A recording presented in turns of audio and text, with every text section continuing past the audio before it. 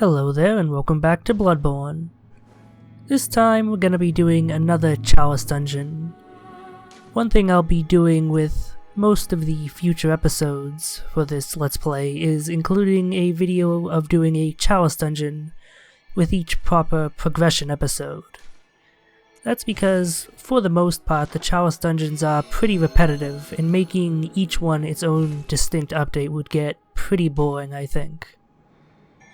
Additionally, since most of the content is repetitive and we'll be seeing the same enemies and same rooms over and over, I'll be fast forwarding through anything like that and only showing new stuff at normal speed.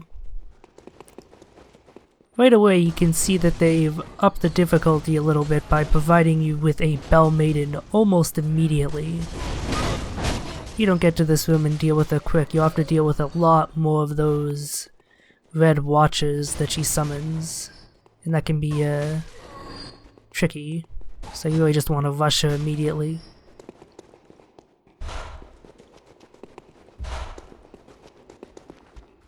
Oh yeah, Kirkhammer, awesome as always, fantastic for dealing with groups of enemies, as long as you can stun them in a single hit with the hammer. Can just keep them stun locked for infinity like that. It's really nice.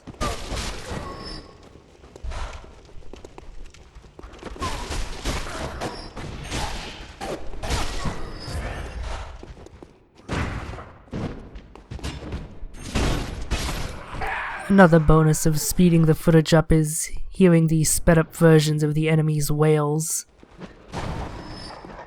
Yeah, pretty funny, I think. Also, feel free to comment on what you think about doing the Chalice Dungeon videos this way. If you feel that it's good being sped up, or maybe I should speed it up a bit less, or if I should just cut out the repetitive stuff entirely. I feel it's best to leave it in here sped up, just so that you can at least see how to progress through the layers, even if you can't follow all the minute actions that I'm taking. But yeah, that was a pretty simple layer. Doesn't take long to get to the boss, who is new, thankfully.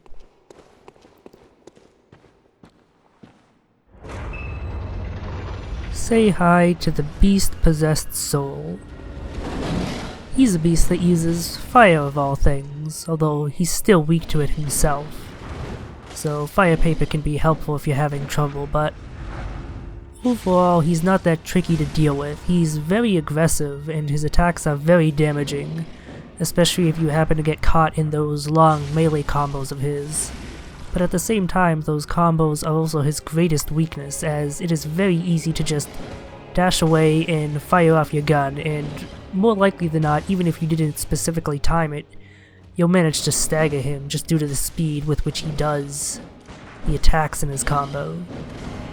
And once you get the timing down, you can get a stagger pretty much every time he does it. And it lets you really make quick work of him.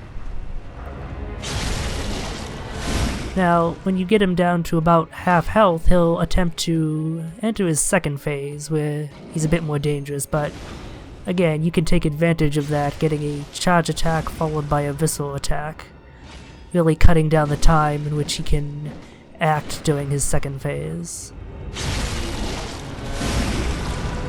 We almost didn't get to see what makes his second phase different. Essentially, a number of his attacks gain fire damage, which makes them a lot more dangerous, but again, if you fight him like I've shown here, he's not really much of a threat. That's actually going to be something of a theme with the bosses in this Chalice dungeon. If you can reliably stagger them, they're really not a threat at all. But if you're not able to get the timing down like that, then they're actually extremely threatening and some of the harder bosses in the game, in my opinion. We'll be seeing that later, something you can look forward to.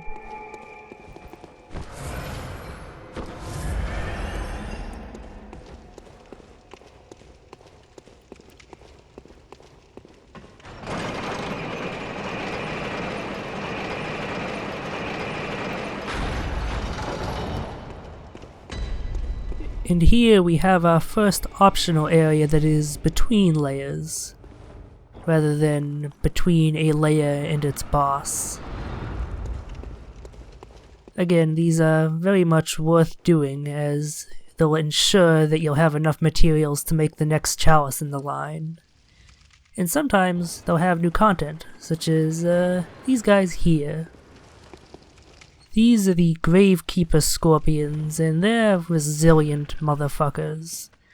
They have extremely high physical defense, so you're not going to do much damage with your primary weapon. But they are very weak to fire damage, making the Hunter Torch extremely effective. Ours isn't even upgraded, and it's doing quite a number on them. Molotovs are also effective, and yeah, when you kill them, you want to stand away, because they'll send out a shower of fast poison. Unlike slow poison, which drains your health over a period of time, fast poison immediately rips off a chunk of your health bar. Just mentioning that here, because unless it's by another player, you're not likely to have fast poison procced on you, as all the enemies with it build it up at a very slow rate. And paying attention to your surroundings is important, because if you just run after that rat, this gel here would have fallen on you. And it would kill you, guaranteed. If you do the Chalice dungeons when you're expected to do them, at the right level with the right HP, they will always one-shot you. And even if they drop to the ground, they're still extremely dangerous, as their attacks do very high damage. Thankfully, they can be quickly taken out if you have a good source of fire damage.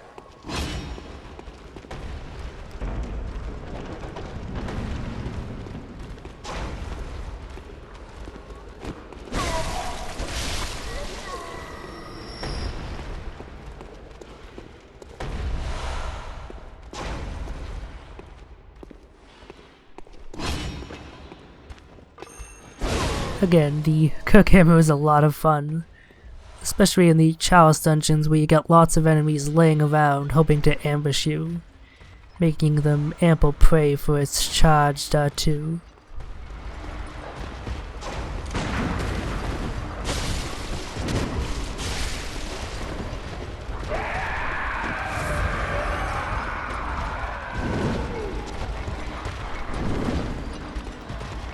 You'll notice that I'm playing awfully cagey now that he's buffed up. These guys are extremely dangerous if you actually manage to live all that long after they've buffed, as they can very easily one-shot you with pretty much all of their attacks.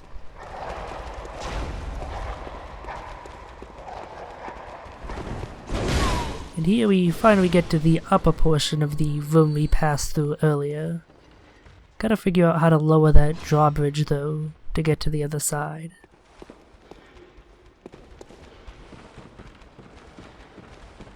Thankfully there's a switch right here to do it.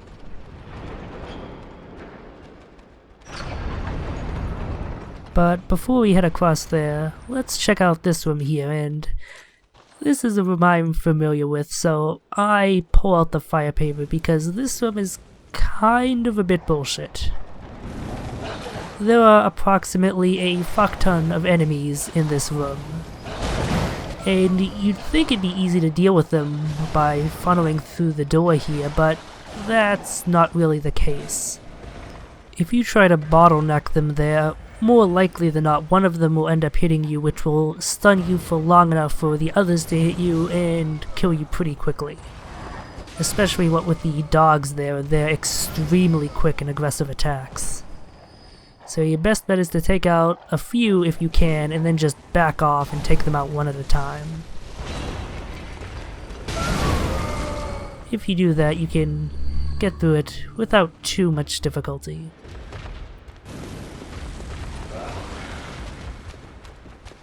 Also, surprise! Mini-boss! Sometimes he follows the rest of the enemies out into this room, other times he doesn't. It's a bit inconsistent. If he does, you're in for a bit of a rough time, as you can see here.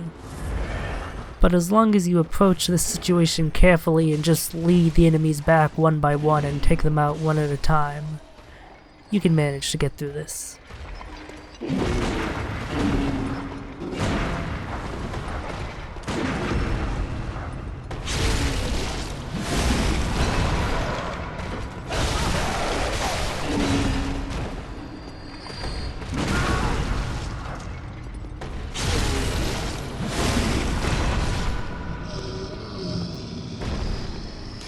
Yeah.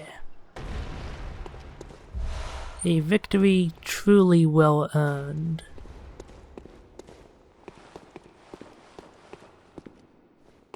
So this room better have something really valuable in it, considering the very difficult encounter it proposed. And even with all that, there's still some enemies that didn't actually come to the outside and they're still waiting in here. I feel like whoever designed this dungeon had a bit too much fun with the copy and paste function.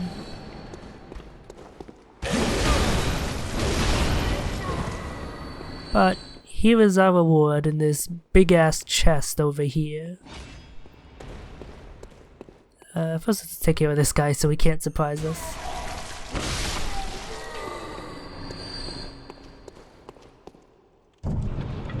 And our reward is very much worth it, actually. It is another chalice. This time not a Pthumerian chalice, but a Hintertomb chalice.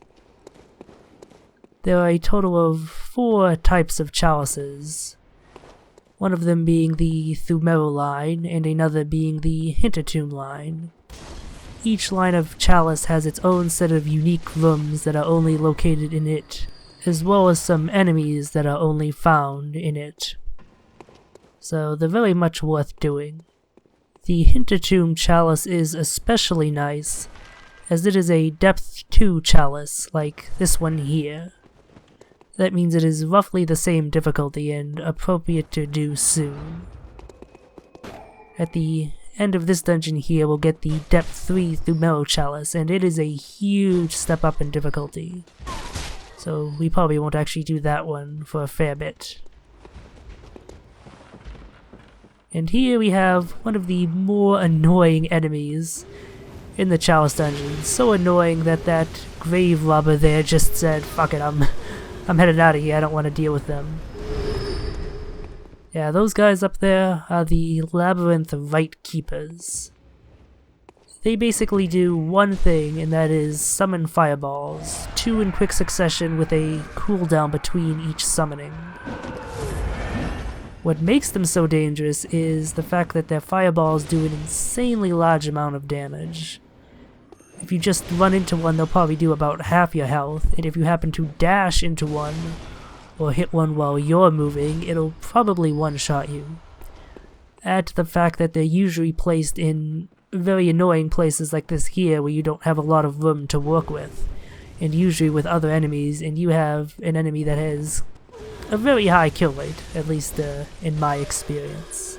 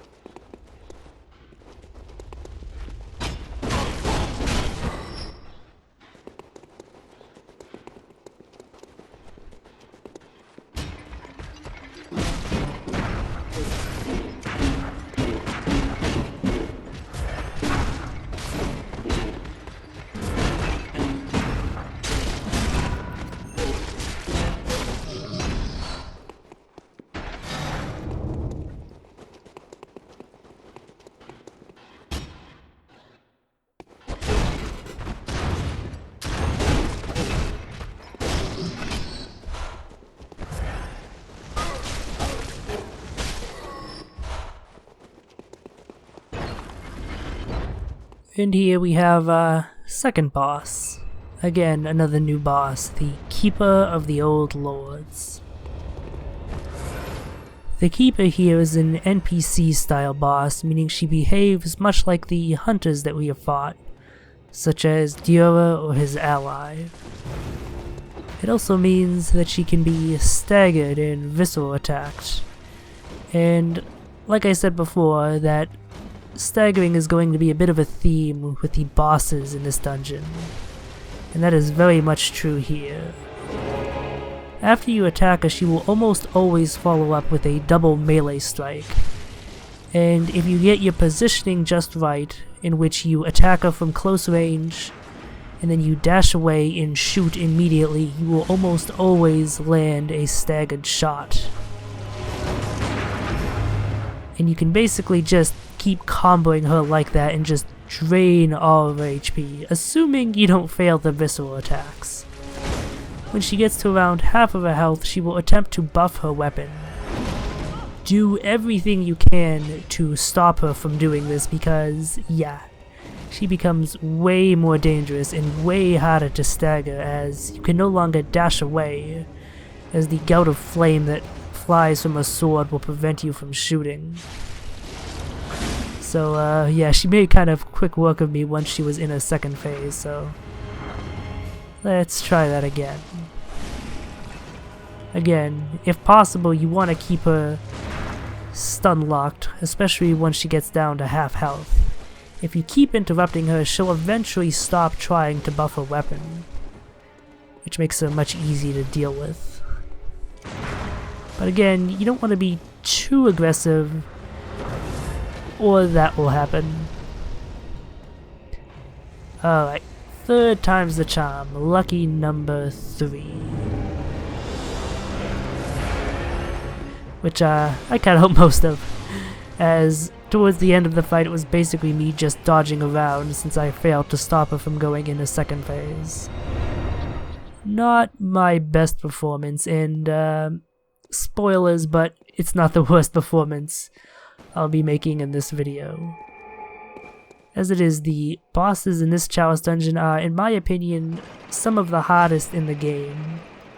As I mentioned before, if you can keep them in a stagger followed by visceral attack chain like that, they're not a threat at all, but if they manage to break out of it even once, and you can't get them back into that chain, it's incredibly dangerous. So here we have another optional area. There's a rather obvious dot trap, but we're gonna leave it up for a bit. These traps can actually be very useful to you, as you can use them to kill the enemies. You just lead them in a line and then activate it, you'll fail to hit any of them. Unfortunately, my aim isn't terribly good. But as you can see, it does a very high amount of damage. If you happen to get one such trap while fighting a mini-boss, and you have trouble fighting that mini-boss, you can use these to make quick work of them. But these guys aren't coming out, so we just gotta go straight to them. Again, if you're good with your timing, the Kirkhammer is fantastic for taking out groups of enemies like this.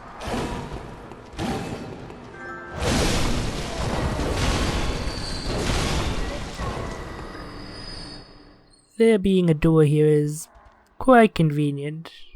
You can get the drop on these enemies behind it. If perchance you die and have to come back here, this encounter actually becomes more difficult with the door open, as you have to deal with these 2 extra enemies, along with all the other ones in this room, so try not to die after opening it.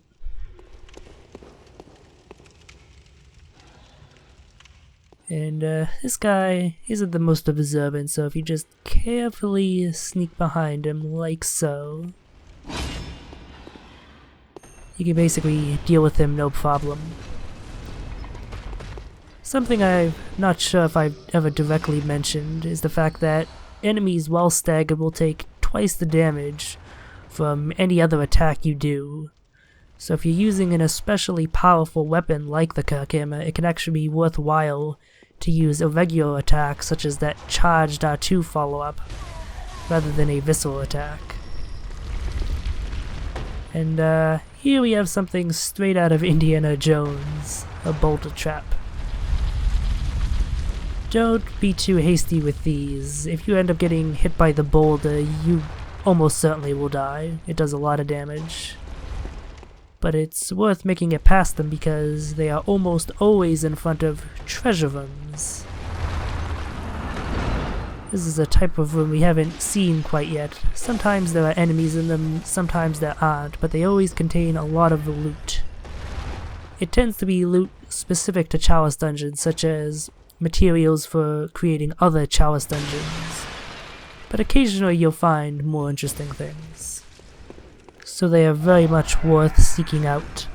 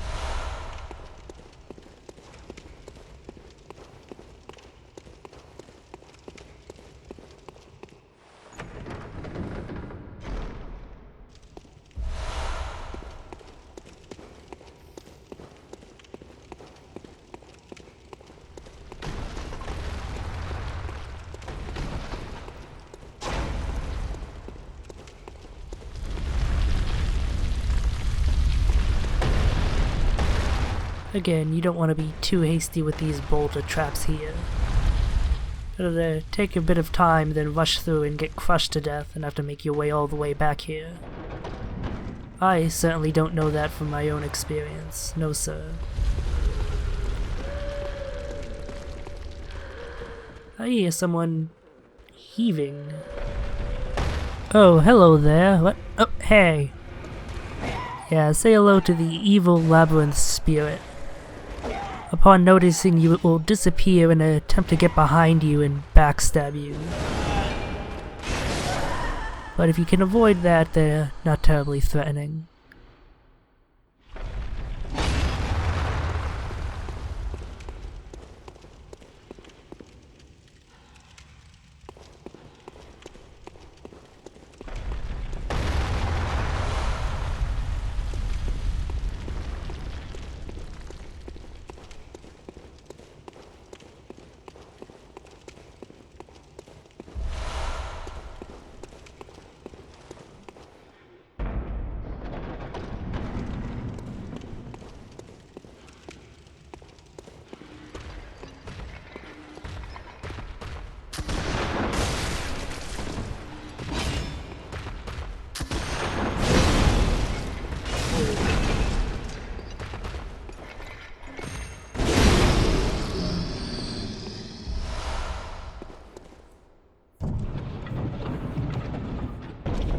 And for our troubles we get tomb mold. Yeah, sometimes the treasure you get isn't all that exciting.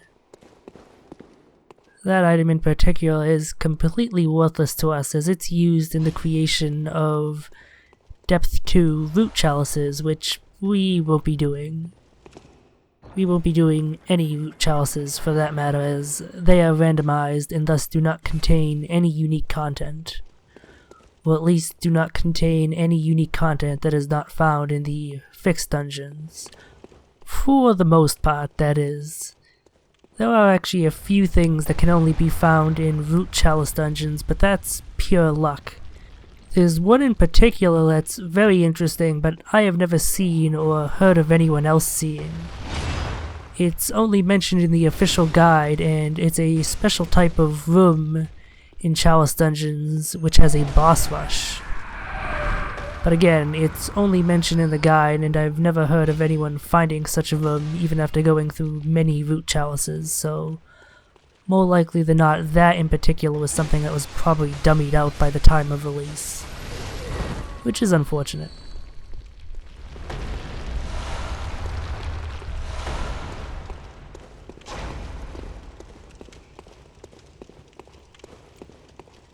Perhaps I'll be a bit more aggressive with fast forwarding of footage in future Chalice Dungeon episodes.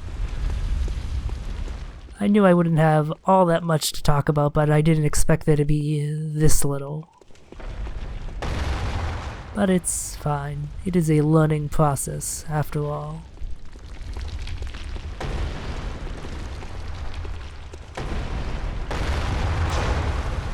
Also, don't be surprised if I end up losing my way a bit in any of these Chalice Dungeon videos. Because of how repetitive they are, they tend to blur together, and so I don't remember them quite as clearly as the proper levels in the game.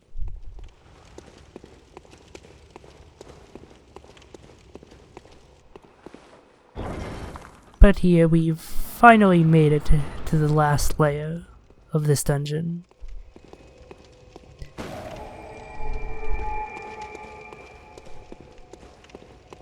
It's a big-ass open room leading off to a bunch of other smaller rooms. This is a fairly common room you'll see in Chalice dungeons. Usually it's filled with a lot more enemies, but this first one here, they let you off a bit easy. And yeah, if he had been buffed while kicking us, we would have died. As always, you want to be careful around these guys. A single mistake and you'll end up dead.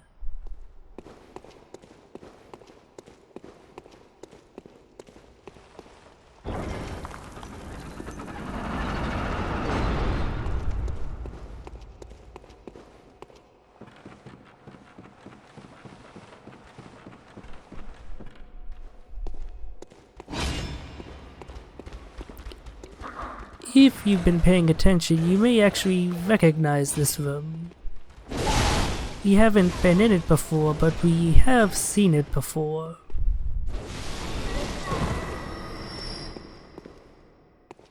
More specifically, you remember that we saw the other side of this door. The spiked door. Oftentimes, the optional areas in Chalice dungeons will end up connecting back to one of the main layers like that, with a one-way door leading from one to the other. And yeah, just gonna speed up the rest of this footage here, cause nothing really much exciting happens on this layer, unfortunately, aside from that adorable tiny chest. That's one thing this game does that I really like. There's not much chest variety in the Dark Souls games, but here there's a bunch of different types. Also, remember how I said that Labyrinth Lightkeepers are dangerous? Yeah, that's why. Even that one just being off in the distance was enough of a distraction to make dealing with that basic watcher a lot more tricky. Which is why you always want to go for the right keepers first, once you know that they're there. And again, if you don't manage to deal with the Bell Maiden quickly, you get a bunch of the red watches she summons coming after you. Which can be tricky to deal with.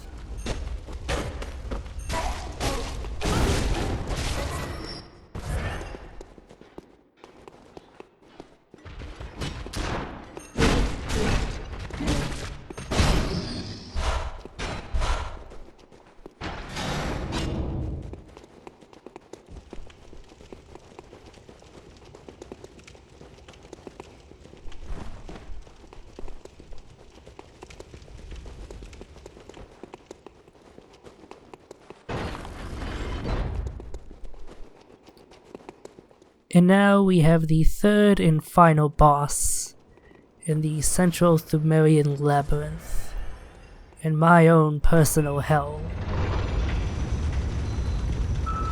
Say hello to the Pthumerian descendant.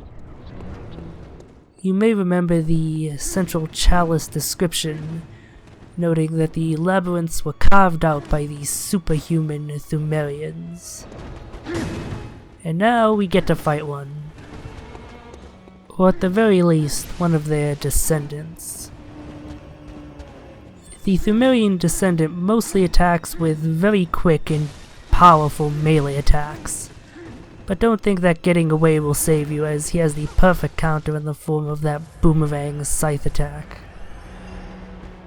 I would actually say that that's his most dangerous attack, as if you get hit with it in just the right way, it can end up one-shotting you. The Pthumerian descendant can be thought of something as a supersized hunter, due to his quick aggressive melee style, and the fact that the key to him, much like the earlier bosses, is staggering, but getting the timing down can be tricky, and if you screw up it's very easy to die. Right here, I finally managed to get down the timing again. One of the interesting things about the Pthumerian descendant is that he has very reactive combos. He'll do different melee strikes in his combos depending on what your relative positions to each other are, but he'll always start his combos with one of two moves. One is an incredibly slow strike that you can reactively shoot to stagger. The other is an incredibly quick strike that he will do as soon as he gets close enough to you. Thus, the ideal way to reliably stagger him is to figure out at what range he will do an attack, and then shoot as soon as you get into that range. If he does the quicker attack, you will almost certainly stagger him, allowing you to get the visceral attack. Should he start with the slower attack, then you have enough time to shoot again and stagger him out of that. When you get him to 50% health, he'll turn his one sickle into two, and become a lot more aggressive. You have the potential to do a large amount of damage to him when he's switching phases, by doing a charge attack, ideally at his back, so you can follow it up with a visceral attack.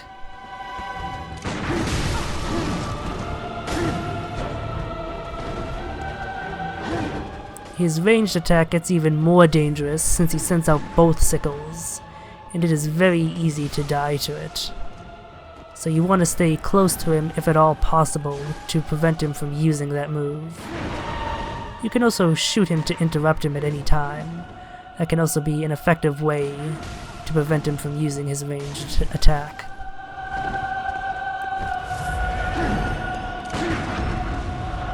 As long as you're good at staggering him, he's not too much of an issue, much like the previous bosses.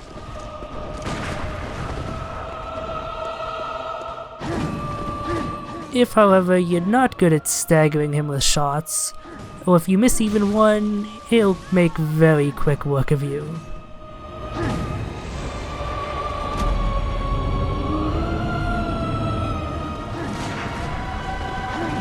Now, remember how I said that his ranged attack is probably his most dangerous one, especially in Phase 2? Well, this is why. If it hits you just right, or if you dodge just at the wrong time, you can end up eating both scythes, and it will take out all your HP. Skipping ahead to the victory run, at this point we've started to run out of blood vials and bullets, to the point that, upon spawning with this life, we actually had less than our max. Previously, the bullet and blood vial count was being refilled from our storage in the Hunter's Dream, but we've now run out of that, which means we'll have to spend some of our blood echoes on bullets and blood vials. Thankfully, we have plenty of blood echoes with which to do that. But this does show one of the major weaknesses and criticisms of the blood vial healing system, as compared to the Estus healing system in the Dark Souls games. In those games, you have a certain number of Estus flasks that can be restored at bonfires, the equivalent in this game being the lantern posts that we've come across. This limits the max amount of healing you have, but makes it so that you can always renew it. You can never run out of healing items. Compared to the blood vial system here, where you very much can run out of blood vials, should you have particular trouble against a boss per se, where you're not getting any more blood vials since you're not killing enemies to get them. This is compounded by if you happen to lose your bloodstain, and thus you don't even have blood echoes to purchase more vials after the fact. overall, I don't feel it's too much of an issue. I never ran into it much even in my first playthrough, but I think it would have been very much appreciated if they had included some mechanic where if you completely ran out of blood vials, you could say get 5 or 10 pity vials upon respawning. That would make it so that if you do end up failing against the boss, you don't have to go and grind out blood vials in order to stand a chance against them.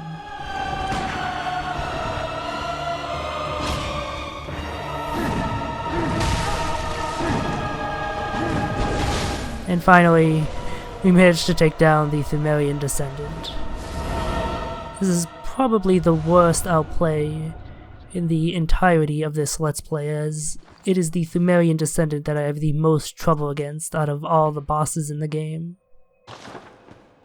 And for that we got another Chalice, which we'll be exploring at a later date. So, thanks for watching and see you next time.